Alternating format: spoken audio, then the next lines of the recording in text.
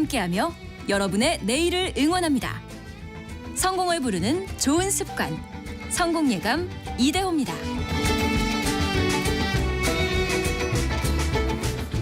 성공예감 이대호입니다. 2부를 시작하겠습니다. 7월 1일 월요일 오전 10시 5분 함께하고 계시고요. 5015님이 저희 경제상식 퀴즈 정답 정확히 맞춰주셨고요. 커피였습니다.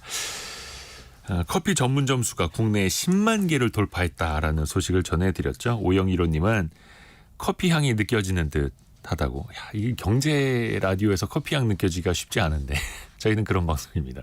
고맙습니다. 근데 실제로 10만 개 넘을 정도가 되니까 경쟁도 치열하고요. 8728님이 5년간 커피숍을 영업하다가 지난달에 폐업했는데요. 더 많은 개업이 되고 있다고 하니 씁쓸하네요 라고 보내주셨고요. 5516님도 저도 카페 창업에 관심이 있는데 지금은 좀 고민 중입니다. 이렇게 보내주셨습니다. 4261님 저가 커피점을 했었는데요. 진짜 많이 팔아야 돼요. 겨울에 조용하고 여름에 힘든 업종입니다 라고 보내주셨고요. 박리다매라고 합니다만 박리 다다다다다다매 이렇게 정말 많이 파셔야 된다라는 여러분의 그 의견도 많이 보내주십시오. 샵 9730 짧은 문자 50원 긴 문자 100원이 드는 샵 9730 또 KBS 콩이 열려 있습니다. 조금 전에 나온 그 뉴스 한 가지 전달해 드릴게요. 오늘이 1일이죠. 매월 1일에 전달 그 수출입 지표들이 발표가 되는데요. 6월 수출은요. 지난해 같은 기간보다 5.1% 증가했습니다. 9개월 연속해서 수출이 증가세를 보였고요. 특히 반도체 수출은 6월에 134.2억 달러 기록해서 역대 최대 규모를 또 기록했다라는 반가운 소식 들어와 있고요. 증시 상황을 한번 볼까요? 오늘 반도체 종목도 좋은지 삼성전자가 81,800원으로 0.3% 정도 강보합 나타내고 있고요. SK하이닉스는 1.2% 정도 오늘은 좀 빠지고 있습니다. 전체적으로 보면 코스피는 2,792로 0.18% 좀 빠진 약보합 정도고요. 코스닥은 0.59% 오른 845 가리키면서 약간은 반등을 하고 있습니다. 원달러 환율은 1,380원, 1,380원 가리키고 있습니다. 여러분의 상반기 투자 성적표는 좀 어떠셨는지요? 하반기라도 좀 만회하거나 또 더 나은 수익률을 이어가야 될 텐데요. 이번 주에 삼성전자의 잠정 실적 발표도 있고요. 조금 전에 말씀드린 수출 지표 나온 것도 있고 미국의 고용 지표도 중요한 거 발표가 되고요. 하반기 전략 같이 한번 세워보시죠. 증시각도기 신한투자증권 광화문 금융센터 곽상준 부장과 함께합니다. 안녕하세요, 부장님. 네, 안녕하세요. 반갑습니다. 멋진 하반기 되시길 빌겠습니다. 부장님도 어떻게 상반기 잘 어떻게 결산을 하셨나요? 잘 못했습니다. 별 말씀을. 네, 시장 대비 저희는 어떤 포지션, 그러니까 어떤 결과치를 냈느냐가 되게 중요하거든요. 네. 정말 오랜만에 시장 대비 반기 기준으로 이기질 못했어요. 그러니까 시장이 잘 많이 올라가도 그거보다 더 많이 수익을 내야 하는 게 또 숙명이고요. 그렇죠. 올해도 그렇게 못할 거면 짐 싸야 되겠죠. 근데 사실은 그 좀 쉽진 않아요. 근데 그나마 그럼요. 한국은 좀 낫습니다. 한국은 반드시 이겨야 된다고 생각을 하고 물타기가 많이 되잖아요. 지수가 사실 물타기가 안 됐으면 이거보다 조금 더 나을 수도 있었는데 물타기가 되다 보니까 지수가 상당히 좀 낮게 형성되거든요. 그래서 이건 이겨야 되고 미국 S&P라든가 다우 이기는 거는 정말 어렵습니다. 정말 어렵죠. 그거는 정말 그 알짜 30개, 알짜 100개, 500개 요것만 모아놓은 거니까요. 그러니까 히트 상품을 딱딱 다 알고 선정을 해야만 그 초과 수익을 달성할 수 있기 때문에 그래서 거의 대부분의 미국의 자산운용사들이 인덱스라고 표현하는 S&P 지수라든가 다우 지수 이기가 매우 힘들어요. 그렇죠. 그건 원체 그 지수가 훌륭하게 구성이 되어 있다라는 뜻이기도 한 거고요. 한국에도 그런 날이 왔으면 좋겠습니다. 그러니까 이건 뭐냐면 그 계속 성장하고 있다라는 거거든요. 자산운용 업계들이 지수보다 못할지라도 계속 좀 시장이 상승하면 일반인들은 굉장히 좋거든요. 지금 미국 경기를 바라볼 때 미국 경기가 나쁘다는 것 같기도 하고 좋다는 것 같기도 하고 헷갈리지 않습니까? 정확하게는 불균형이에요. 그러니까 몇몇 대기업들 특별히 빅테크들은 너무나 좋고 그리고 또 누가 좋으냐면 우리나라로 따지면 580 개띠 베이비 부모들이 너무 좋아요. 그동안 이렇게 쌓아놓은 돈으로 자산이 어느 정도 형성됐고 집도 한 채 있고 그다음에 퇴직연금으로 주식을 많이 들고 있거든요. 네. 이 주식 가격이 너무 많이 오른 거예요. 그래서 실질적인 경기, 체감 경기가 별로 일반인들 입장에서는 그렇게 썩 안 좋아도 네. 이분들한테는 상관없어요. 은퇴 자산이 충분히 있으니까. 예, 그냥 몇 배로 불어났지 않습니까? 네. 예, 그러니까 이제 미국 경제가 상당히 불균형한 상황인데 거기에 가장 큰 역할을 한 게 사실은 주식 자산입니다. 그래서 한국 분들도 사실 최근에 뭐 노후 빈곤 뭐 이런 문제가 굉장히 크지 않습니까? 이 문제를 해결하기 위해서는 좀 기업 자산에 대한 투자한 것들이 좀 늘어나면 좋겠는데 뭐 요 상황이면 참 어렵죠. 그러니까 우리나라도 이제 미국의 401k 같은 거 이야기들을 네. 많이 합니다만 뭐 우리도 이제 국민연금이 있고요. 근데 네. 앞에 일부에서도 이야기를 한 것처럼 국민연금 수익률 한 7%만 넘어도 와 잘했다 또 이러고 있는 게 이게 좋은 건가 싶기도 하고요. 좀 국민들의 노후를 위해서라도 또 투자는 항상 배워야 되는 거고 또 안정적으로 맡길 곳이 있다면 또 좋은 거고요. 증시 한번 짚어보면 조금 전에도 이제 시장 상황 한번 말씀을 해드렸습니다만 지난주에도 뭐 2,800 잠깐 넘어섰다가 또 다시 이제 2,700선으로 미끄러져 내리고 이걸 네. 또 반복을 하고 있습니다. 그렇습니다. 이건 어떻게 평가를 하세요? 외국인들은 한국 주식 중에 좋은 걸 계속해서 담고 있고요. 네. 개인들은 한국 시장의 환멸을 느끼고 자꾸 떠나고 있고요. 이건 환율에도 좀 영향을 분명히 미칠 거라고 저는 판단이 되어지는데 네. 미국으로의 이동이 정말 많이 가시화되고 있습니다. 주변에서도 미국으로 가야 된다고 외치는 사람들이 굉장히 많고요. 물론 이제 막 이제 대중적인 흐름들이 나오니까 저희가 걱정되는 건 사실이에요. 왜냐하면 이 대중적인 흐름이라는 게 저점에 일어나진 않거든요. 히트를 쳐야 사람 눈에 들어오는 겁니다. 그러니까 히트를 안 치는 종목은 하나도 눈에 들어오지 않아요. 제가 참고로 이걸 네. 뭐 추천하는 것도 아니고 그냥 한번 잠깐 얘기해 볼게요. 현대제철이라는 기업이 있어요. 기억이 되세요? 사실 우리나라 네. 철강 산업은 정말 주요 핵심 업종이긴 한데 네. 증시에서 좀 많이 잊혀졌죠. 네, 그러니까 히트 못 친 지 꽤 오래됐어요. 예. 그러니까 뭐 화학은 LG 화학은 뭐 다른 거하고 엮이니까 유명해져서 떴을 뿐이지 화학 업종도 마찬가지거든요. 네. 그러니까 뭐냐면 원래 우리가 투자를 한다는 거는 다른 사람들한테 눈에 띄지 않은데 이익은 계속 증가하고 있는 기업들 네. 이런 것들을 투자해야 좋은 결과를 얻게 되는데 보통 일반인들 마음이라는 거는 남들이 다 오케이 하면 정말 이러면서 이제 마음이 동하기 시작하는 거거든요. 네. 그래서 그러다 보면 이제 저렴하게 주식을 사는 게 아니라 조금 높게 주식을 잡을 수밖에 없어요. 그래서 이제 그 부분이 이제 해외로 자꾸 이동하는데 미국 시장이 굉장히 뭐라 그럴까 합리적인 시장임이 분명합니다. 그리고 주주 친화적인 것도 분명해요. 5, 60년대부터도 배당이라든가 주식 매입 수각 이런 것들이 굉장히 많았어요. 네. 그래서 버티면 좋은 결과를 얻는 것은 분명히 맞는데 너무 고점에는 안 들어갔으면 좋겠다는 고민들이 조금 있습니다. 그렇죠. 네. 그러다 보니까 이제 국내는 외국인들은 매수를 해줘서 그 부분은 버텼는데 개인들은 계속해서 시장에서 조금씩 빠져나가다 보니까 그건 또 시장을 짓누르는 압박 요인이 되고 이게 오가고 있어서 이렇게 박스권에서 돌파를 못하고 있는 그런 상황이라고 볼 수 있겠습니다. 그 외국인 투자자가 올해 상반기 한 22조 넘게 국내 증시에서 이제 순매수를 기록을 했는데 삼성전자 7조, 네. 하이닉스 4조, 현대차 3.5조 뭐 이런 식으로 이제 샀습니다. 이거는 좀 어떻게 볼 수 있을까요? 특히 이제 삼성전자 같은 경우에는 별로 오른 것도 없는데요. 삼성전자가 못해서 그래요. 네. 잘했으면은 7조만 사진 않았을 거예요. 아마 22조보다 훨씬 더 많이 샀을 겁니다. 근데 하반기 와서 이제 조금 더 사는 폭이 좀 커지는 건 이제 더 이상 못할 공간이 별로 안 남아 있구나 이런 생각이 드는 거죠. 여기서 더 못하기도 힘들다. 네, 왜냐하면 이거는 이제 삼성전자가 제일 잘하는 네. 삼성전자가 제일 잘하는 게 뭐냐면 물량이 어마무시합니다. 전 세계 메모리 반도체 업체 중에서 물량이 단연 탑이에요. 그런데 이제 메모리 전체 업황이 좋아지고 있습니다. 그러니까 당연히 물량 탑인 삼성전자가 수혜를 입을 것이다. 네. 이렇게 예상이 되는 거죠. 그러니까 지금 지난주에 있었던 마이크론 테크놀로지의 실적 발표 내용들을 보면 네. HBM이 이제 마진을 좋게 해줄 것이고 그다음에 SSD 중에서 기업에 납품하는 ESSD 그러니까 저장 장치 이게 30테라바이트 이런 것들이 너무 잘 팔리고 있다. 이렇게 하면서 이것도 가격이 올라갈 것이고 HBM 만드느라고 보통 HBM 하나 만드는데 단위로 따져보면 하나 만드는데 D램이 석장 필요하다. 그러니까 네. D램 수급도 타이트해진다. 이러는데 D램도 만들고 SSD의 그 원료인 낸드도 많이 만드는 회사가 바로 삼성전자입니다. 그렇기 네. 때문에 이 가격들이 다 그 공급이 타이트해지면서 가격이 올라가고 있기 때문에 하반기 실적은 상반기보다는 무난하게 좋을 것 같아요. 그래서 이제 최근에 외국인들의 매수가 조금 더 늘어나는 거라고 보면 되겠고 상반기에는 워낙 못했기 때문에 차라리 잘하는 쪽으로 돈을 더 외국인들 투자가 집중됐다고 봐야 되겠죠. 현대차는 수출입 동향을 보시면 아시겠습니다만 전년 대비 상승은 안 했지만 전년 대비 유지는 하고 있어요. 네.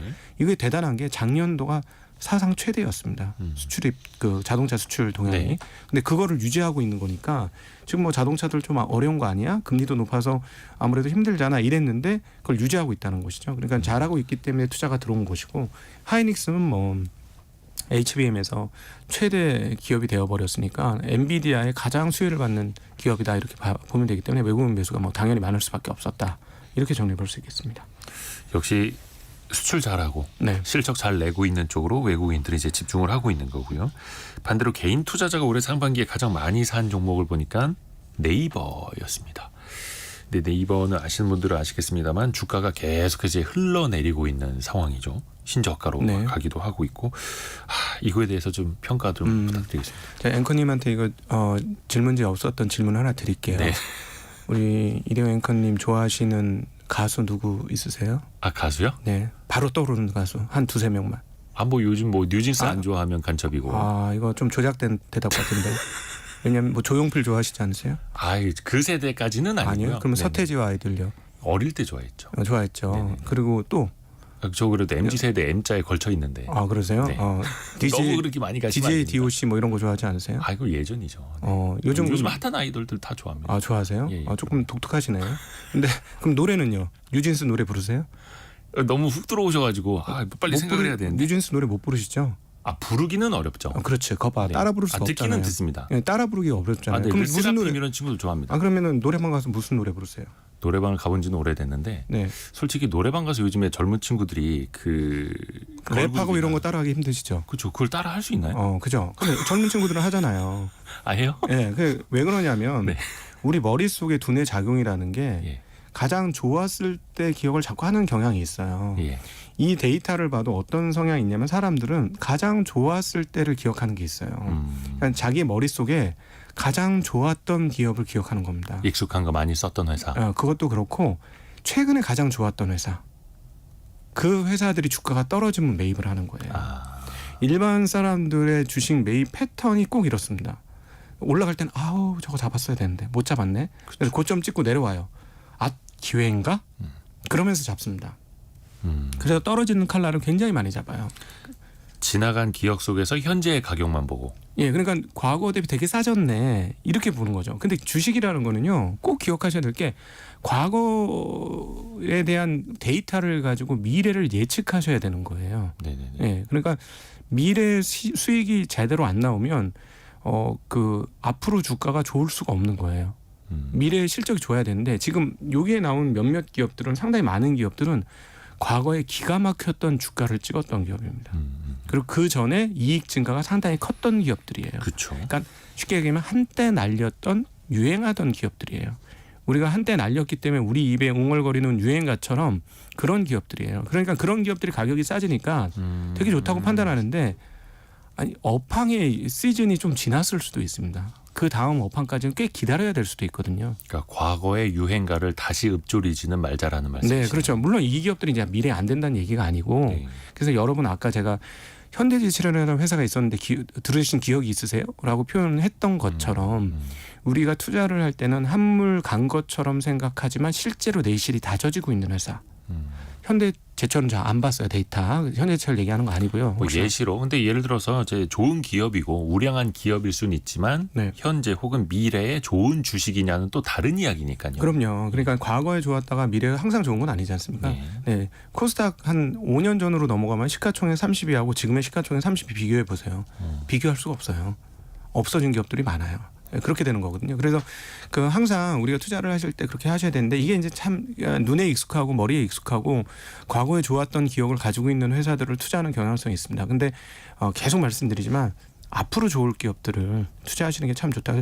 제가 작년부터 올해까지 반도체 얘기를 제일 많이 하지 않았을까요? 여기 나와서. 네, 맞습니다. 네, 왜냐하면 업황이 좋을 거라고 예상했기 때문에 말씀드리는 거고 차후에도 또 이런 게 좋을 어떤 제 입에서 자꾸 얘기 많이 나가는 업종들은 앞으로 좀 업황이 좋지 않을까 하고 예상하는 것들 말씀드릴 테니까 그거 참고하시면 좋을 것 같습니다. 고은호님이 누가 이런 얘기를 먼저 해줬으면 유유 이렇게 보내주셨는데 저희 매주 월요일 그 10시 5분부터 거의 한 40분 동안 개미스쿨 시간을 합니다. 예, 우리 곽상준 부장님은 3주에 한 번씩 나오고 계시고요. 근데 요즘에 여러분도 아마 생각해 보시면 네이버 카페, 네. 밴드, 네이버 검색, 지식인 예전만큼은 많이 안 쓰신다라는 걸 체감하지 않으실까요? 네. 특히 이제 AI 시대가 되면서 검색의 시대는 끝났다 이런 말도 나오는 상황이어서 그래서 이제 과거가 아니라 미래를 내다보는 게 그게 이제 투자의 또 기본이기도 하고요. 그러면 이런 전략은 어떻습니까? 외국인들이 많이 산 것을 지금이라도 따라 산다면 뭐 예를 들면 뭐 반도체, 자동차, 뭐 조선도 있고요. 그 외국인들이 산지 좀 오래됐어요. 그렇죠. 꾸준히. 네, 좀 산지 오래돼가지고 중간 이상은 이미 다 올라왔습니다. 네, 그래서 그 저희들은 지금 고민이 도대체 반도체 피크가 언제 올 것이냐에 대해서 정말 고민이 많아요. 네. 그러니까 25년도 상반기에 피크면 지금 투자하시면 안 됩니다. 만약에 25년도 하반기 뒷자락에서의 피크가 실적 피크가 오면 아직 괜찮습니다. 그리고 26년까지도 실적이 괜찮다고 확신이 들면 지금도 괜찮아요. 예, 그런 상황인데 보통 이제 주가는 6개월에서 1년 정도 선행하니까요. 네, 근데 반도체 선행은 너무너무 빨라서 보통 한 3에서 6개월을 선행하면 되는데 얘는 최소 6개월에서 1년 선행합니다. 지난번에 21년도 주가 고점 실적 피크 22년도 상반기였어요. 네. 그러니까 무려 1년이나 빨리 실적 피크가 왔는데 왜 그러냐 하면 안 되면 적자 나는 업종이라 그래요. 그러니까 안 되더라도 살짝 빠졌다가 내년 되면 다시 올라. 그래서 계속 이익과 매출이 우상향해 이러면 되는데 얘는 그냥 박스권에서 오르락내리락 하는 경향성이 좀 있어요. 물론 약간 우상향하긴 합니다만 안 될 때 적자가 나니까 마음 놓고 사람들이 갖고 있기가 어려운 거예요. 뭐 그런 특성이 반도체는 좀 있고요.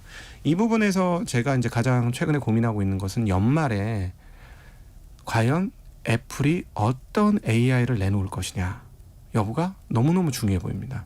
그러니까 이번에 분명히 그랬잖아요. AI를 이제 내놓겠다. 9월달 아이폰 16 나올 때 애플 전용의 AI 무엇인가가 나와요. 근데 이게 뭐 엄청난 기술적 변화는 아니어도 돼요. 네. 조금만 편하게 해주면 됩니다. 네. 그러니까 예를 들어 내가 항상 쓰는 거를 내가 눈을 깜빡했더니 그 앱이 딱 펼쳐져. 무슨 톡을 많이 쓴다는데 네네네. 눈을 싹 세게 깜빡했더니 얘가 알아먹고 그걸 딱 펼쳐줘. 그럼 되게 편할 거 아니에요. 네네네. 그러니까 어떤 그런 식의 살짝 업그레이드된 AI를 보여주면 사람들이 아마 환호할 가능성이 있습니다. 그렇게 되면 어떻게 되냐면 도매 업자들인 AI 서버 업체들이 반응을 할 거예요. 그러니까 지금 이 생태계를 말씀드리면 지금 하고 있는 일은 뭐냐면 고속도로를 까는 거예요. AI에서. 네. 예, 인프라를 까는 겁니다. 지금 빅테크들이 여기에 그냥 모든 올인을 해서 돈을 갖다 넣어가지고 엔비디아 칩 모자란 걸 어떻게 사서 하는 것들은 소비자 단이 아니라 도매업자 단이에요. 그렇죠. 기업들을 위해서. 네, 고속도로를 쫙 깔고 있는 거예요. 그 다음에 기다리는 건 차가 왔다 갔다 얼마나 할 것이냐. 내가 이거 깔아놓으면 차 엄청 다닐 거야. 우리가 98년, 2000년 사이에도 그렇게 고속도로를 잘 깔아서 지금 이 자리에 왔어. 이렇게 생각하는 게 구글이라든가 메타 이런 업체들일 거예요. 그러니까 지금도 그런 미래를 바라보고 고속도로를 열심히 깔은 거예요. 네. 근데 이거 사람들 통행하게 차가 많이 다니게 해주는 기업은 누구냐면 바로 애플입니다. 소비자하고 붙어 있잖아요. 소비자가 직접 쓰는 제품을 만들잖아요. 그래서 여기서 어떤 뭐 킬러 앱이라든가 좋은 AI 툴들을 딱 만들어줘서 사람들이 그걸 막 너무 재밌게 잘 써. 그렇게 되면은 서버 업체들이 이거 팔리네, 이거 장사 되는 거네 하면서 고속도로를 더 깔을 거예요. 네. 만약 그렇게 된다면 25년뿐만 아니라 26년까지 AI 쪽에서의 그 서버 증설 욕구는 굉장히 커질 겁니다. 그러면 한국의 반도체 업체들도 26년까지 좋아질 거예요. 네. 근데 만약에 연말에 애플이 딱 이렇게 출시를 했는데 어머 이게 뭐야? 똑같네, 뭐 잘 모르겠는데 뭐 이래 버리면 뭐야, 소비자 단에서 안 팔릴 수도 있어? 그럼 서버 업체들이 그동안 증설하는 것에 대해서 조금 고민이 시작될 수가 있죠. 속도 조절 네. 이렇게 나오겠죠. 그래서 그러면은 그렇게 되면 메모리 25년까지는 팔기로 했으니까 팔리지만 26년에 대한 주문이 좀 애매해질 수도 있다. 그런 상황입니다. 그래서 하반기에 저는 개인적으로 그 디바이스 단에서 하는 뭐 그 온 디바이스라고 표현되는 그 온 디바이스 AI가 어느 정도의 구체성을 가지고 일반 소비자들의 마음을 끌어낼 것인지 여부가 굉장히 중요해 보인다. 이렇게 판단하고 있습니다. 그러네요. AI를 보면서 인프라, 플랫폼, 서비스 이 3대 축으로 얼마나 잘 옮겨가는지를 봐야겠네요. 엔비디아 GPU가 인프라라면은 AI를 담은 뭐 온디바이스 AI 폰도 그렇고 이런 게 이제 플랫폼이 될 수도 네. 있는 거고요. 그리고 그 이후에 뭐 챗GPT가 됐든 제미나이가 됐든 이런 서비스들을 또 얼마나 많은 사람들이 쓰는가. 네. 근데 이게 일반 소비자나 일반 투자자 입장에서는 유추하기가 좀 어려운데 거꾸로 생각해 보면은 또 될 수도 있겠네요. 네. 우리가 실질적으로 이 서비스를 얼마나 쓰고 있는가? 그러면 플랫폼을 얼마나 더 사람들이 교체를 할 것인가? 네, 그렇죠. 그러면 거기에 따른 인프라 투자가 또 얼마나 이어질 것인가 이렇게 거꾸로도요. 그렇죠. 그러니까 애플이 아이폰 16에서 얼마나 교체 수요를 땡기는지 여부가 바로 미터가 될 겁니다. 그러니까 기존 평소 판매하는 것보다 연간 판매량이 늘었다.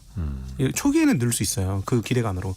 근데 25년도 초반까지도 계속해서 판매량이 증가하고 있다. 네. 이렇게 되면 이건 진짜 좋아서 사람들이 입소문까지 듣고 사는 거거든요. 네. 그러니까 그렇게 되면은 이 AI 업체들이 더 후끈 달아서 열심히 투자를 하겠죠. 7073님이 지금 말씀하시는 투자 방법은 단타를 말하는 건가요? 라고 물음표 3개 찍어주셨는데 단타는 아닙니다. 저는 제가 단타를 못해요. 주변에서 네. 제 후배들이 참 답답한 시선으로 저를 바라봐요. 그렇게 해도 못하나. 근데 이렇게 못해도 뭐 수익을 내고 계속해서 재산을 쌓아갈 수 있어요. 오히려 네. 우리 한국의 이제 지금 문화가 어떤 식으로든지 이게 한국이 미래가 없어 보이고 그다음에 제일 중요한 반도체는 이렇게 업황을 타니까 플러스 갔다 마이너스 갔다 하니까 영원히 갖고 있으면 안 될 것 같거든요. 그렇죠. 그러다 보니까 자꾸 개인들의 투자 흐름들이 단타로 용돈 벌기 이렇게 가거든요. 근데 그렇지 않습니다. 그러니까 예를 들어서 정말 권유하고 싶은 거 그리고 제가 막 어디 같은 데 강연 같은 데 가거나 저한테 뭐 문의를 하면 저 일반인들을 위한 투자 방법 중에 하나는 배당 많은 걸 사세요. 이렇게 말씀드려요. 그러면 아니 그렇게 뻔한 거 말고 좀 색다른 거 없어요? 좀 숨겨진 거 그런 거 좀 알려주세요. 이러거든요. 네. 근데 저는 정말 드리고 싶은 말씀은 숨겨진 거 찾지 마세요. 뻔한 거 하세요.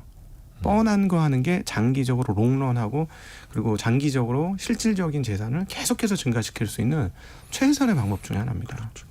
근데 뭐 워런 버핏의 포트폴리오도 신문 지면이 나면 다 나오지 않습니까? 네. 근데 아무도 안 따라하잖아요. 그렇죠. 신기하죠. 사실은 버핏 그 포트폴리오만 따라해도 누적하면 실적이 꽤 좋아요. 엄청납니다. 네. 근데 워런 버핏이 하신 말씀이 아무도 나처럼 천천히 부자가 되려고 하질 않는다.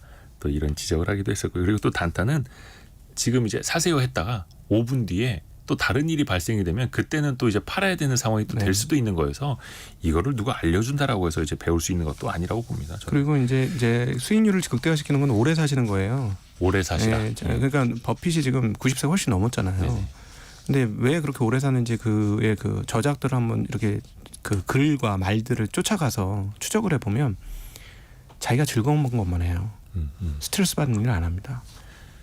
그러니까 그렇게 오래 사는 거예요. 저희가 이번 주 토요일에 그 가치 투자자들의 탄생이라는 책을 다루게 될 텐데 별책 부록에서 거기 네. 보면 이제 가치 투자자들 많이 나오거든요. 네. 근데 공통점이라고 하면 조금 아직은 일반화하면 안 되는 이제 어폐가 있을 수 있는데 그분들이 대부분 장수하신 분들이 많아요. 가치 투자자들 사이에서. 90세 넘게. 마음 편하게 투자하는 사람들이 대체적으로 오래 삽니다. 그래서 단타는 문제가 뭐냐면 떨어지면 가슴이 휘청하잖아요. 네네. 뭐가 이렇게 가슴에서 빠져나가는 것 같이 이렇게 되잖아요. 그런 경험 하실 때마다 뭐 네. 수명이 수십 분씩 줄어드는 거예요. 네. 그러니까 청력열차 타듯이. 네, 그런 거 하시면 안 되고요. 그러니까 편안하게 발 뻗고 잘 수 있는 거. 버핏이 항상 하던 말이 발 뻗고 난 잘 수 있는 투자를 하겠다. 그렇죠. 예. 밤에 편하게 잘 수 있는 투자를 해야 된다라는 거고요. 요즘에 조금 마음이 편치 않으신 분들이 그 구리 AI 수혜라면서라고 해서 이제 들어가신 분들이 굉장히 많거든요. 뭐 데이터 센터도 그렇고 전선도 그렇고 그러면 이제 구리의 수요가 늘 것이다라고 하면서 구리 가격이 올해만 한 30-40% 급등을 했어요. 네. 그러다가 최근에 한 달 사이 한 10여%, 2달 사이 한 30% 가까이 그야말로 급락을 했거든요. 어떤 조언이 가능할까 이거는? 그러니까는 내 눈에 좋아 보일 때는 네. 이렇게 좀 냉정하게 저 MBTI T형이거든요. 네. 그래서 좀 냉정하게 말씀드리면은 과거 투자에서 누적적으로 꾸준히 수익을 내신 분들 아니라면은 내가 새로 투자한 데서 되게 좋은 결과를 얻을 거라고 일단 상상하시는 건 안 하셨으면 좋겠어요. 근데 이 원자재 투자는 진짜 어려운 투자입니다. 왜냐하면 세계 전반적인 수요가 어떻게 진행되고 있는지를 다 알아야 되는데 한 나라의 수요만으로 되는 게 아니고 한 품목의 수요만으로 되는 게 아니죠. 물론 이제 AI에 대한 그 전선에 대한 그 수요도 늘어나고 서버 쪽에서 쓰여지는 그것도 늘어나기 때문에 당연히 그 호조를 보였습니다만 또 다른 중요한 나라 하나가 있습니다. 구리 사용과 관련해서는 바로미터라고 할 수 있는 나라가 이제 중국인데요. 중국 같은 경우 성장률이 제대로 그렇게 썩 잘 나오고 있지 않아요. 네. 그리고 물가 지수도 계속해서 마이너스권역에 생산자 소비자 물가 지수 다 마이너스에 있고 그러니까 만약에 여기서 중국까지 호황이야 이렇게 됐으면 굉장히 좋았을 거예요. 근데 연초에 중국이 좀 회복이 될 거라는 기대감들이 좀 있었습니다. 네. 그러면서 원자재 가격이 전부 다 같이 오르는 경향이 있었거든요. 거기에다 오히려 구리값은 AI와 그다음에 전력 수요 이런 것들이 한꺼번에 그 합쳐진 거죠. 근데 이제 중국이 5월달, 6월달 이렇게 데이터 나오는 분위기 보니까 그냥 계속 그저 그런 거예요. 예, 그러니까 그런 거에 대한 실망감도 분명히 있었을 거고 또 하나는 가격이 많이 올랐기 때문에 차익 실현 욕구들도 분명히 있을 겁니다. 꽤나 오랫동안 많이 빠져 있었기 때문에요. 네. 그래서 이게 좀 드리고 싶은 말은 그 키울 때 그 투자를 할 때 닭 같은 거를 투자를 하면 좋겠어요. 닭이요? 그 중에서 암탉. 뭐냐면 갖고 있으면 알 놓는 애들. 예, 그런 게 좋을 것 같아요. 최소한 계란이라도 먹게. 그게 약간 배당의 개념인 거죠. 그렇죠. 그러니까 이거는 뭐냐면 완전 줄다리기예요. 내가 힘이 없는데 저쪽에서 세게 잡아당기면 내가 끌려갈 수밖에 없는 거거든요. 그러니까 가격의 등락에 의해서만 그게 투자의 결과가 결정되거든요. 네. 그러니까 이거는 사실 상세한 내역 주변의 지형 그 상황들에 대해서 이해가 없고 지식이 없으면 참 그 훨씬 더 열의한 상황에서 투자를 하는 거라서 제 생각에는 조금이라도 뭔가를 확보해 놓고 투자를 하시면 좋을 것 같습니다. 사실 원자재가 이제 실물 수요가 있는 엄청난 큰 기업들과 그리고 미래의 어떤 가격 변동을 해지하려고 하는 해지 수요와 여기에 이제 투기 수요까지 같이 붙으면서 그래서 더더욱이 이제 가격 예측이 어려운 거죠. 그러니까 예를 들어 그 가격의 급하게 상승은 최근에 뭐 30%면 엄청나게 큰 폭의 상승이잖아요. 네. 예를 들어 쌀값이 한 30%씩 오른다고 해보세요. 그러니까 온 세계에 기아가 넘칠 겁니다. 네. 그러니까 이런 것들은 그 일반적인 세력이 아니라 투기 세력들이 붙은 거예요. 가격 급변동은 항상. 그래서 이미 투기가 시작된 영역에 내가 가서 나도 투기자로 참여해갖고 좋은 결과를 얻겠다. 그게 쉽지 않은 영역입니다. 네.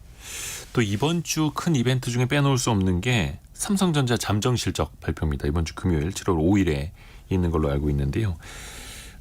어떻게 예상을 하고 계세요? 물론 이제 뭐 애널리스트의 평균치 영업이익이 한 8조 2천억 정도 컨센서스라고 해서 시장이 보는 이제 눈은 거기에 맞춰져 있는데 앞으로가 중요하잖아요. 또 이거는 뭐 그나마 우리가 읽을 수 있는 바로미터가 하나 있습니다. 우리나라가 이제 10일마다 수출입 데이터 발표하지 않습니까? 네. 한국에서 메모리 반도체 만들어서 한국 업체들이 많이 쓸까요? 않습니다. 수출. 네. 한국 휴대폰 한국에서 만드는 것보다 베트남에서 만드는 게 훨씬 많아요. 그래서 수출입 동향을 살펴보면 수출의 절반이 어떻게 되냐면 미국, 중국, 그다음 베트남이에요. 네. 베트남으로 많이 나가는 이유는 휴대폰에 대한 그 중간재 수출이 많습니다. 거기서 조립하니까요. 네, 그러니까 여기도 반도체 매출이 상당한 거죠. 그러니까 수출입 동향에서 지금 반도체가 570억 나왔고 연간 최대 수출입 규모다, 수출 규모다 이렇게 되면 반도체는 역으로 환산해서 계산을 해보면 이번 6월 달에 수출이 매우 좋았고 이익도 매우 좋을 것이다. 5월 달보다도 더 좋다.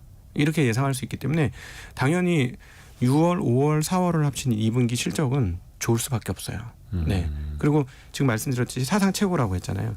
물론 그중에서 상당 폭은 하이닉스가 갖고 갈 겁니다. 왜냐하면 이번에 HBM이 없어서 못 파는 상황이기 때문에 마진이 아주 좋아요. 그러니까 하이닉스가 과거 삼성전자 대비 열이었던 이익 체력이 오히려 우위의 상황으로 지금 지난 1분기에도 그렇고 2분기에도 심화되는 상황들을 분명히 보여줄 겁니다. 그럼에도 불구하고 총량이 늘었다는 건 삼성전자도 안 늘을 수가 없다는 얘기이기 때문에 삼성전자의 실적도 당연히 그 수출입을 근거로 보면 상당히 많이 좋은 결과를 낼 거다. 한국에서 반도체 얼마나 많이 쓰겠어요? 거의 대부분 수출이다. 이렇게 보시면 되겠습니다. 세계 메모리 반도체 1등이 삼성전자, 2등이 SK 하이닉스, 3등이 미국의 마이크론인데 네. 마이크론은 한 주 전에 먼저 실적 발표가 있었습니다. 네. 근데 실적 자체도 좋았고 전망도 나쁘지 않았었는데 주가는 당일에 네. 장마감 이후에 뭐 한 8%나 급락을 했어요. 근데 그날 또 삼성전자 하이닉스의 주가는 뭐 큰 변동도 없었고요. 네. 이 현상은 좀 어떻게 해석을 하면 좋을까요? 제가 개인 유튜브에서 그 마이크론 실적 발표하고 삼성 하이닉스는 괜찮을 거예요라고 예언 비슷한 걸 했어요. 근데 저는 항상 거의 틀리거든요, 예언이. 그날이 잘 맞았어요. 근데 왜 맞췄느냐? 네. 너무나 뻔하게 보였습니다. 왜냐하면 분기별 실적을 네. 쫙 펴가지고 네. 마이크론의 분기별 실적과 하이닉스의 분기별 실적을 딱 옆에 붙여서 보면 왜 이거밖에 안 나왔어? 이런 생각이 듭니다. 주가는 지금 하이닉스보다 훨씬 높은 상황이에요. 마이크론 마이크론이 테크놀로지가. 훨씬 많이 올랐죠. 네. 그런데 이익 증가는 비교할 수가 없어요. 하이닉스의 이익 증가는 정말 눈부시게 이익 증가가 이루어지고 있고 아직 그 발표 안 했고 7월 달에 발표를 하겠습니다만은 아마도 이번 2분기 실적도 굉장히 올라갈 거라고 예상돼요. 근데 수출입에서도 말씀드렸습니다만 하이닉스의 그 매출과 이익 증가는 거의 불보듯 뻔해요. 수출입에서 이미 반쯤 정답이 나왔기 때문에 네. 그런 걸 감안해 보면 2분기 분위기가 어땠냐면 마이크론 테크놀로지가 엔비디아의 HBM을 납품하기로 했고 네. 그다음에 기존에 많이 팔고 있던 낸드라든가 디램도 과거에 막 가격이 그냥 너무 많이 떨어져 적전하던 거에서 흑자로 전환했고 그다음에 그 공급이 위축되면서 가격이 계속 타이트하게 올라갑니다. 뭐 이런 얘기를 계속했었거든요. 그러니까 기대감들이 많이 올라가 있었던 상황이에요. 그래서 하이닉스보다 압도적으로 높은 시가로 거래됐습니다. 물론 미국 시장이니까 우리는 할인을 받고 있는 한국 시장이니까 그런 부분 인정한다고 해도 차이가 너무 커요. 그러니까 이 두 기업을 비교를 해보면 마이크론은 너무 세게 달린 거죠. 그러니까 사람들이 정신을 차리고 보니까 좋은 것도 알고 앞으로 좋아질 것도 아는데 주가는 더 좋았다는 거죠. 그러니까 그냥 실적이 좋은 건 알겠는데 주가가 더 좋았으니까 이 더더만큼 주가가 빠진 거라 이렇게 해석하면 될 것 같습니다. 그래서 상대적으로 보면 삼성전자 하이닉스가 너무 싸 보이는 거죠 지금. 그러니까 삼성전자 하이닉스는 기존에도 좀 너무 싸거나 네. 적당한 가치를 받아왔고 마이크론은 좀 비싸게 가치를 인정받았었던. 예를 들어서 하이닉스랑 마이크론이랑 이제 밸류에이션이라고 하는 것 얼마나 이익 대비 주가를 더 높이 쳐주느냐. 네. 그거 보면 마이크론이 하이닉스보다 한 2배 이상 높더라고요. 네. 왜냐하면은 지금 비교를 해보면 말이 안 되는 게 HBM의 마이크론의 점유율을 우리가 어느 정도로 예측하고 있냐면 5에서 10%예요. 10% 안 될 거라고 우리 예측하고 있거든요. 네. 근데 90%의 점유율을 가지고 있는 게 사실 지금 반도체 기업들 중에 우리가 얘네 성장 가능성이 높아 성장에 대한 인정을 해주면 뭐가 되냐면 이익 대비 몇 배 주가 받을 거야 할 때 좀 많이 쳐줍니다. 네. 근데 HBM이 90% 주요 HBM 그러니까 쉽게 얘기하면 마진이 많은 고마진 HBM의 90% 이상을 지금 하이닉스가 하고 있는데 10% 미만 업체한테는 엄청난 그 멀티플 곱하기를 해주고 그러니까 높은 밸류에이션을 정당화해주고 하이닉스는 적정 밸류에이션을 주고 있거든요.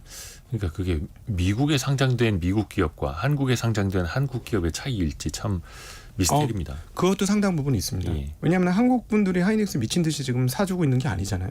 네, 우리 외국인들만 좀 사고 있고 그런 거니까. 그래서 역으로 다 뒤집어 보면 이런 것도 있어요. 만약에 한국의 그 투자의 문화가 미국 비슷하게 바뀌면 미국 밸류에이션 비슷하게 만든다는 얘기예요. 그러면 지금 170조 원대 하이닉스, 그다음에 220조의 그 마이크론하고 비교해 보면 매출 규모는 엄청난 차이. 그럼 쉽게 얘기하면은 마이크론의 2배 정도 주가 가도 누가 뭐라고 안 할 수 있죠. 그러니까 한국 기업이 정상화되면 어떤 얘기가 되냐면 제가 감히 이제 예측을 해보면 한국 시가총액이 지금 한 2,400조 원 정도 되거든요. 거래소 기준으로. 네. 제가 보기에는 만약에 2,400조 안 됩니다. 2,200조 정도 되는데 한국이 미국식으로 그 자본시장이 좀 정상화되면 4,500조 정도 될 거라고 예상을 하고 있어요. 네. 네, 이 계산은 어디서 나왔느냐? 우리나라 GDP가 명목 GDP가 2,400조 원입니다. 네. 근데 그 미국 같은 경우는 면목 GDP의 주식시장이 2배가 훌쩍 넘어요. 근데 우리는 뭐 그것까지는 안 바라고 한 명목 GDP의 한 1.5배 이상은 될 수도 있다. 시장이 어떤 미국 비슷한 어떤 주주환원이나 이런 것들이 이루어지면 네. 그러면 지금 2,400조에서 1,200조 더하면 3,600조예요. 그러면 지금 2,200조니까 3,600조 가려면 지금 지수가 1,000포인트 이상 훨씬 더 올라야 돼요. 예, 그러니까 1,500포인트는 당연히 올라야 됩니다. 그래서 이제 4,500포인트도 가능하다라는 말씀 드리는 거죠. 그게 이제 기업들이 뭐 물론 이제 꾸준히 돈을 더 잘 벌어야겠습니다만 멀티플이라고 하는 네. 밸류에이션 지표만 높이 쳐줘도 네. 오를 여지가 있다라는 말씀이시고 참고로 그게 일종의 권리금 같은 거죠. 뭐 자영업 상가 권리금 같은 거 이거 한 내가 인수하면은 5년 만에 본전 뽑는 가격 주는 것과 아니, 지금 10년 만에 본전 뽑는 가격 주는 것. 그 명품백들 상당히 많은 명품백들 다 한국에서 만듭니다. 거기다 브랜드 딱 박으니까 가격이 몇십 배 올라가는 거예요. 네. 명품백 다 한국에서 만든다는 상당히 많은 걸. 네네. 예. 우리가 지금 딱 그래요. 기업들이 그 명품백 만드는 거랑 비슷한데 라벨을 못 따라주는 건데 그래서 난 기업인들도 좀 이 마음을 바꿨으면 좋겠어요. 그러니까 싸게 상속하려고 하는 그런 욕구도 있지만 회사가 이렇게 벌떡 일어나서 좀 기업인으로서 대접 좀 받으면서 그렇게 사시면 어떻겠느냐. 주가가 올라야 대접을 받지. 네. 그렇죠. 그러니까 우리나라 기업인들은 사실 별 주가에 대해서는 관심을 안 갖죠. 네. 예. 그러다 보니까 그 기업의 부가 이전이 되거나 또 이제 낙수 효과라거나 많이 또 퍼지지도 못하고 있는 게 현실이기도 하고요. 다른 이야기 이번 주에 나오는 경제 지표 이야기를 좀 해볼게요. 미국 쪽에서 이제 고용 지표 나오지 않습니까? 그리고 네. FOMC 의사록도 공개가 되고 7월 4일은 미국의 독립기념일이어서 또 휴장도 끼어 있고 근데 그 직후에 아주 중요한 일자리 통계가 또 발표가 되고요. 이런 흐름은 좀 어떻게 전망을 하면 좋을까요? 미국의 지표가 앞으로 여러 개 나올 건데 집중적으로 보셔야 될 게 바로 이 일자리 데이터입니다. 고용 지표. 네, 그러니까 미국의 그 FOMC 연준을 흔들 수 있는 최고의 지표는 바로 이 고용 지표고요. 고용 지표가 꺾여서 나쁘게 나오면 연준이 아무리 아직 인플레이션 때문에 우리 움직일 때 아니야라고 얘기할지라도 고용이 확 꺾이면 실업률이 올라가고 비농업 고용 지수가 떨어지게 되면 금리를 내리게 될 겁니다. 예, 그래서 지금 4%의 실업률을 기록하고 있거든요. 근데 갑자기 뭐 이게 4.3%를 돌파하면서 계속 올라갈 것 같다. 그러면 경기 악화가 본격화되는 것이기 때문에 그 미국에서 금리를 안 내리기가 좀 어려울 것 같습니다. 그래서 다른 것보다도 고용이 어떻게 나왔느냐, 그리고 지난달이나 지지난달, 그리고 추세적으로 어떻게 되느냐 이런 것들을 좀 보시면 좋을 것 같고요. 대략적인 수치를 한번 언급을 드리면 앞서 잠깐 말씀드렸지만 현재 그 실업률은 4.0%고요. 근데 이게 이제 추세적으로 조금씩 올라가는 기조가 있는데 아마 4.3% 이상부터는 연준에서 서서히 부담을 느낄 그런 지표가 될 것이고, 그다음에 지금 고용률이 20만 이상이면 아무 문제 없어요. 오히려 그냥 금리 인하 없다라고 보셔도 되는데 만약에 15만 언더로 떨어지면서 뭐 13만 또는 야 이거 장기적으로 10만으로 떨어지는 거 아니야? 뭐 이런 느낌을 보여주면 연준이 딱 경계 태세를 가지면서 어투가 아마 바뀔 겁니다. 지금보다는 훨씬 더 그 제약적 금리에 대해서 부담을 느끼는 쪽으로 넘어가게 될 거예요. 근데 이제 고용 지표가 둔화가 되면서 금리를 인하할 수밖에 없는 환경이 되는 건 물가가 잡혀서 금리를 인하하는 것보다 이렇게 좋은 거는 아니잖아요. 그렇죠. 왜냐하면 지금 상황들은 어떠냐면 미국은 경기가 나쁜 게 아니라 굉장히 불균형한 겁니다. 앞서 모두에도 말씀드렸지만 자산가들은 너무나 좋은 때를 지나고 있는 거고 일반 월급으로만 생활하는 사람들은 물가가 다들 올랐어요. 지금 미국 갔다 오신 분들 계속 증언을 해주는 거 보면 3명이서 뭐 스테이크 먹으러 갔더니 뭐 한 50만 원 가까이 나오더라. 팁까지 하니까 뭐 팁을 20%씩 줘야 된다는 거죠. 뭐 그러니까 그래서 너무 밥값이 올랐고 물건값이 다 모두 올랐다. 그리고 어떤 측면에서 지금 K-푸드 미국에서 엄청난 인기잖아요. 그리고 K-뷰티 화장품들 왜 그럴까 보면 미국인 서민들의 삶이 되게 팍팍해진 거예요. 그래서 싸게 접근할 수 있는 한국의 제품들에 대해서 그렇게 그 많은 관심과 그 매수가 이루어지고 있다. 이렇게 또 볼 수 있기 때문에 지금 일반인들은 굉장히 어려운데 그나마 버티는 건 고용이 살아있기 때문에 버티는 겁니다. 근데 여기서 고용이 죽으면 숫자적으로 굉장히 많은 사람들이 어려움을 당하게 될 것이고 그렇게 되면 연준이 그때는 행동하지 않기는 굉장히 어려울 거다라고 보고 있습니다. 근데 이제 고용 지표가 좀 안 좋아져서 시행되는 금리 인하라면 주식시장에 좀 충격은 오지 않을까요? 그럼요. 만약에 이렇게 고공행진하다가 갑자기 금리를 떨어뜨리는 상황이면 금리를 한두 번 떨어뜨려가지고 그게 해소될 문제면 상관이 없지만 금리를 떨어뜨린다고 해소가 안 되면 미국 경기 굉장히 나빠지는 거다. 이렇게 보면 되겠죠. 지금 금리가 제약적인 상황은 분명히 맞거든요. 근데 이게 시차가 굉장히 많이 걸려요. 왜 그러냐면 30년물 그 모기지 금리가 6.9, 7.0 요 사이예요. 지금 금리가. 근데 이렇게 금리가 높은데 왜 주택값이 왜 올라? 이렇게 보면 어떻게 되냐면 기존에 과거에 대출받은 사람은 고정금리예요. 2%대 후반, 3%대 초반. 그러니까 이분들은 대출 안 바꾸는 거예요. 가라앉다고 그냥 그대로 유지하니까 기존 주택 물건 안 나오죠. 근데 앞서 말씀드렸던 베이비부모들은 돈을 엄청 벌었어요.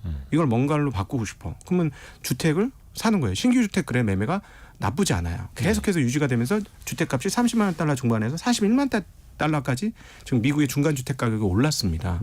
그러니까 일반인들은 집을 살 수 없는 일반인들 그냥 하루 먹고 하루 벌어 사는 사람들은 입장에서 모든 가격이 다 올라가고 있는 거예요.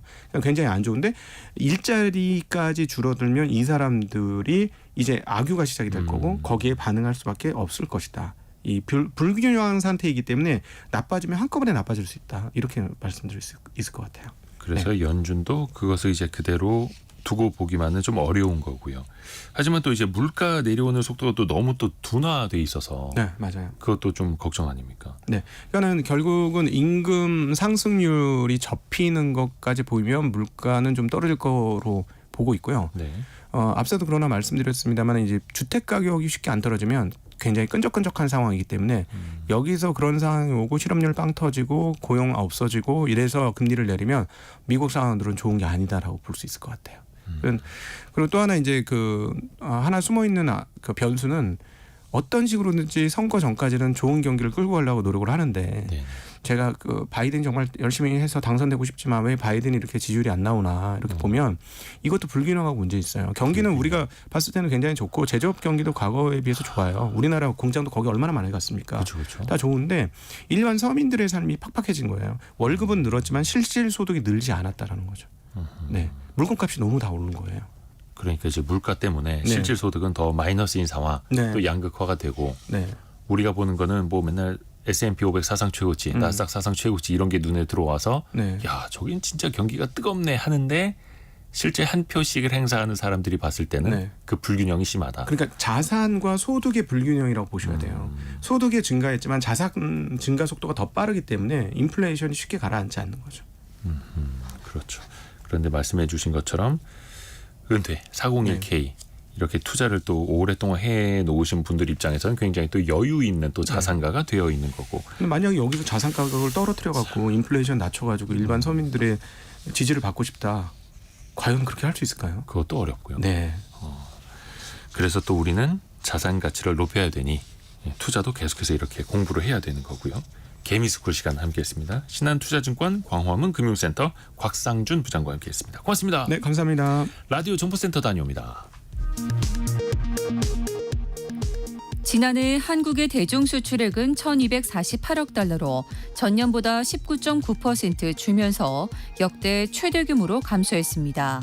대중 무역 수지는 181억 달러 적자로 1992년 이후 첫 적자 전환이자 역대 최대 규모의 적자를 기록했습니다. 가족 간에 빌려줬다 되돌려받은 돈이라고 해도 증빙 서류가 없다면 증여세 대상이 된다는 법원 판단이 나왔습니다. 서울시는 이달부터 삼성 서울병원 장례식장에서 다회용기를 사용한다고 밝혔습니다. 다회용기 사용은 연말까지 시범 운영한 뒤 확대할 예정입니다. 2025학년도 대학 수학능력시험이 오늘 11월 14일에 시행됩니다. 수능 응시원서 작성과 접수 변경은 시험지구별로 8월 22일부터 9월 6일까지이며 성적 통지표는 12월 6일까지 배부됩니다. 지금까지 라디오 정보센터 뉴스 정한나였습니다. 청취자 여러분의 질문이 콘텐츠가 되는 시간 애프터 서비스 코너입니다. 곽지연 리포터 안녕하세요. 네, 안녕하세요. 첫 번째 질문은요. 네, 2483번님. 전세 재계약할 때 전세값 인하는 몇 프로, 몇 %라고 정해진 게 있을까요? 전세가 인하에도 계약갱신 청구권 사용할 수 있는지 궁금합니다. 라고 전세 보내주셨습니다. 가격을 내릴 때. 네, 그렇습니다. 그러니까 전세 시세가 낮아졌다면요, 그 시세에 맞게 집주인에게 감액 당연히 요구할 수 있죠. 네. 그러니까 계약갱신할 때 집주인에게 전세보증금 인하해 주세요 이렇게 요구할 수가 있고요. 주택임대차보호법상 이 전세 재계약할 때는 보증금 상한선 5%까지입니다. 5% 그 안에서 정하시고요.